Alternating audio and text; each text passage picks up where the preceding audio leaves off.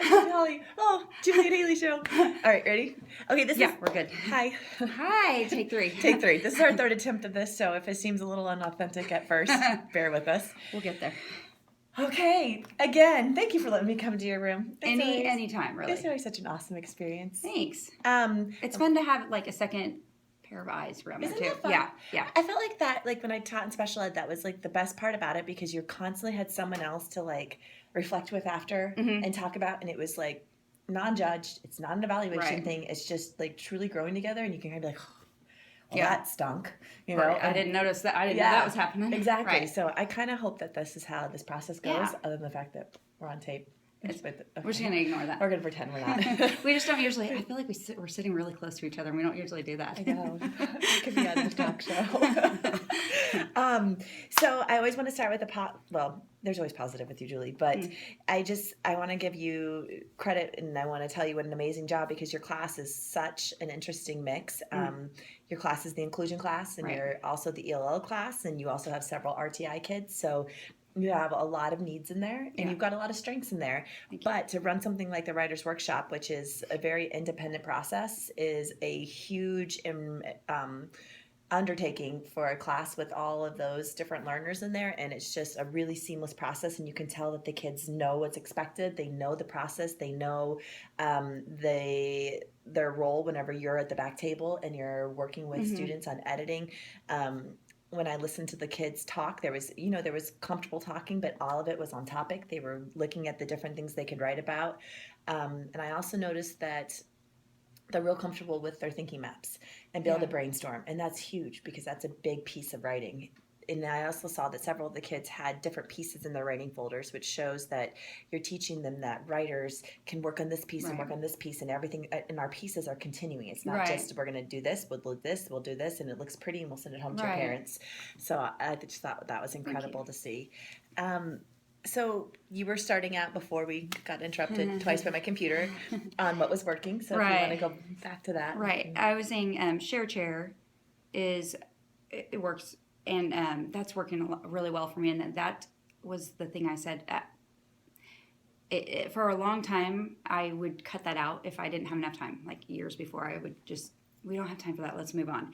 But it's, I think it's really important. It's just as important as those other pieces.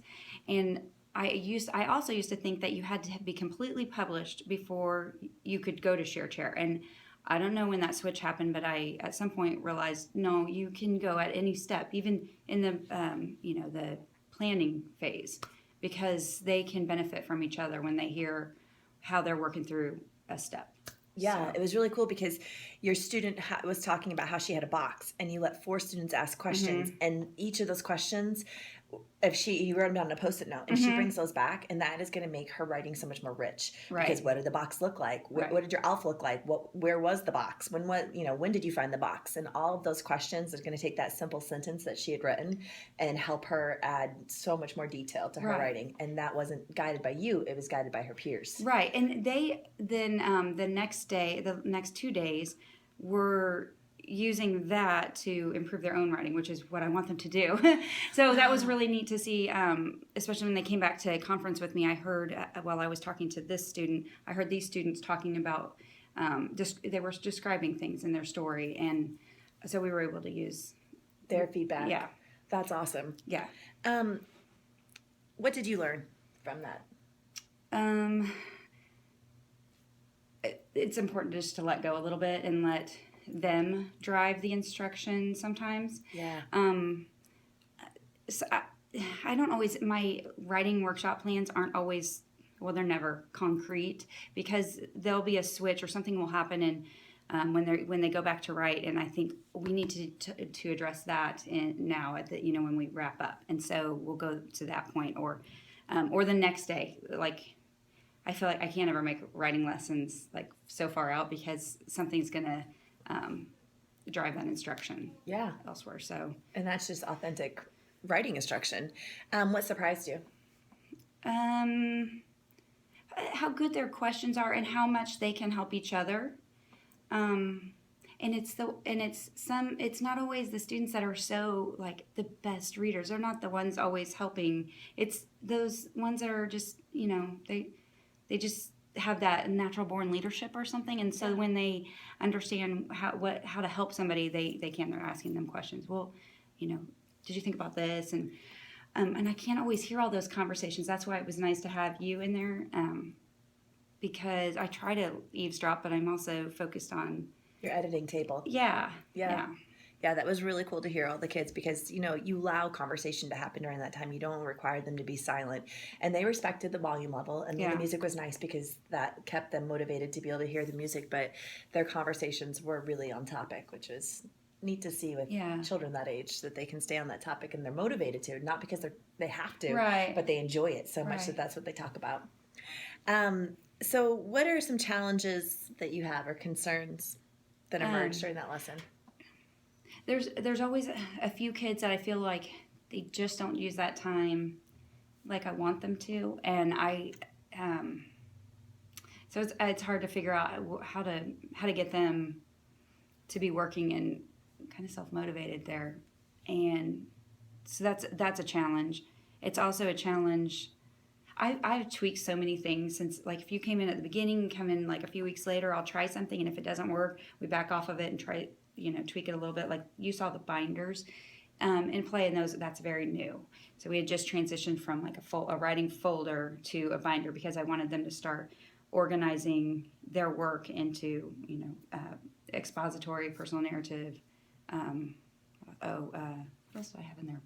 Poetry. Expository, personal narrative, and a persuasive. Oh, that's right, persuasive. Yeah, yeah.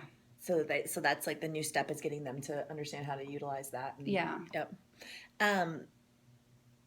Did any issues emerge during that lesson that you felt like were not successful? I always feel like we don't get enough done, and that I don't get to. I always have more students that want to conference with me than I have time to, and I know I have people that come in and support my students because I'm in inclusion, but I feel like I can't quite let go of the editing or the conferencing part to them yet. Okay. So, and that's probably just a problem that I have, and not just letting go of control. Sure.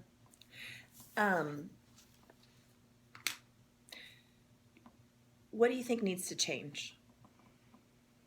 Well, that probably would be one of them. Is utilizing that person in that way, in a different way? Yes. And like currently I have a sub that's in that position. It's a sub assistant. Yeah. And she has been fantastic. But I don't always know who's going to show up at your door. Right. So can you have that continuity and that consistency for the kids? That's been so that's another challenge that's been going on. So okay. Well, I thought your lesson was incredible. I thought what I saw was incredible. Just like because you asked me to watch and to get feedback. Yes. This is not. Please, I want to improve, and I want to.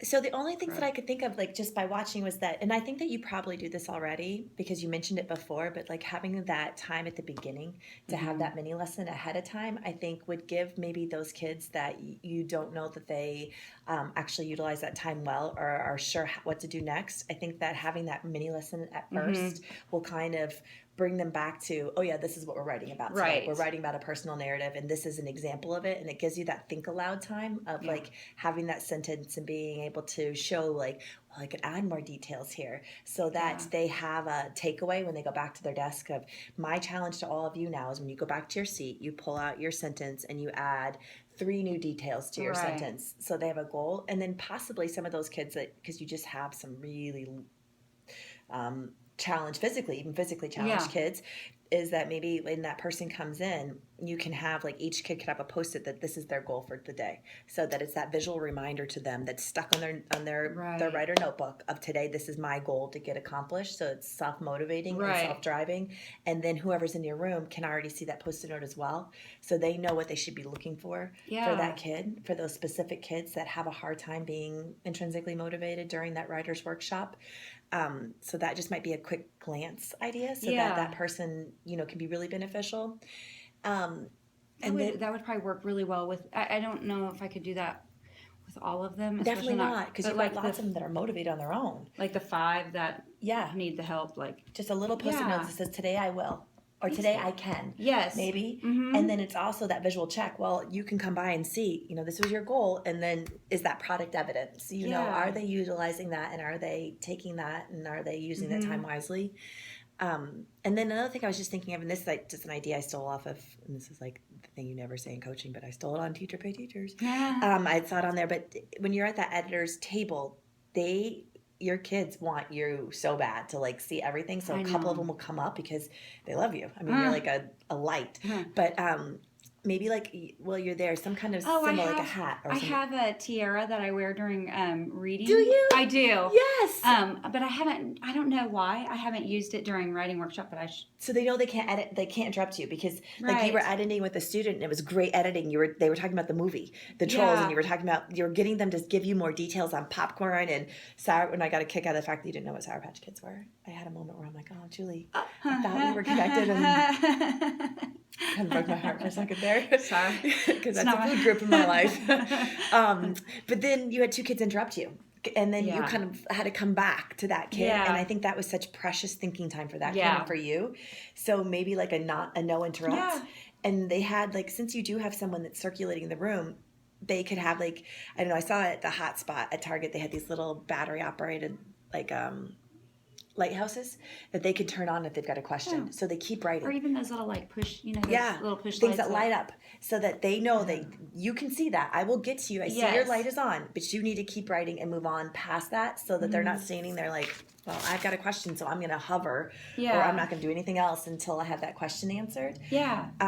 Something else that I just thought of. I mean, it may not work. It's just... No, I think that's great. Some kind of visual. Of letting her know, look, there's so many visuals in other ways that work. So so they're not sitting there doing this because then they're not writing anymore. And that time's not being used. And then they've wasted that entire 10 minutes because she's over here and they stop that process. And then...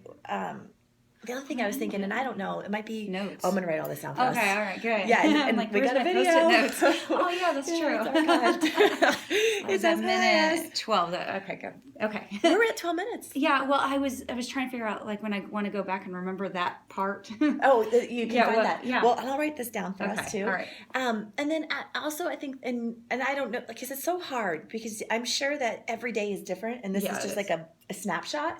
But when you're editing... I noticed that, like, with the kids, with their spelling, you were correcting their spelling for them, and which is, I think, is awesome because they can't spell. But sometimes allowing them to, like, have that spelling error, like, to say, I know, well, I have trouble with that, like letting that. Oh, I would too. I do. And this is just because when I did Writers Workshop, I never did these strategies. This is because I've been reading about it, right? And also, I was never gen ed. But which one? What are you reading? Lucy. Are you reading Lucy? I'm reading all Lucy stuff. And I agree. There's stuff in there that I'm like, oh, I know. That's a great idea. But that's in a vacuum. Come to my world for a little while. But but I've been reading it too. And then I almost wanted to say to you, you know what? I'm going to take back what I said about not not being on page. There are parts of her that I do think are unrealistic. But there's a lot of it too that it's almost liberating to say it's okay that it's spelled wrong. Or it's okay that, it's phonemic because it's your writing and you're getting there. And so I think that, and then also like when you would ask the questions to them, like you'd give them a restatement answer, but maybe forcing them to restate it. Oh, so I hear you said that you had popcorn and candy. So, how could I say that? What could that sentence be? Mm-hmm. And maybe just to see if you can stimulate some of that thinking. Yeah. But these are just pop-up ideas. It's not criticism by any means. And I think sometimes I rush through. I know because you got 5 sitting there. Yeah, so I'm trying to rush through. And even yesterday when I was sitting with somebody and I'm like, okay, so let's add on, and I'm writing, and I thought, no, I should send them back to add, Yeah, you write this. Yeah. I'm not going to write it for you to do that. Or maybe even since you've got so many of them sitting at that table, like you've got, your editor's table maybe has 4 or 5 kids, opening the editing process to the table. Yeah. Like, okay, so I heard him say that he had popcorn. What could he say about that? And allowing them to start being their own editors. Yeah. Or, wait, that's a big word you want to use, and I'm not sure how you spelled it here. What was the word you're trying to spell? Guys, let's stretch it out together. Right. So that they start getting those tools of independent editors, because then... Yeah, I want them to get to that point where they can peer edit. Yeah. We're not there, but...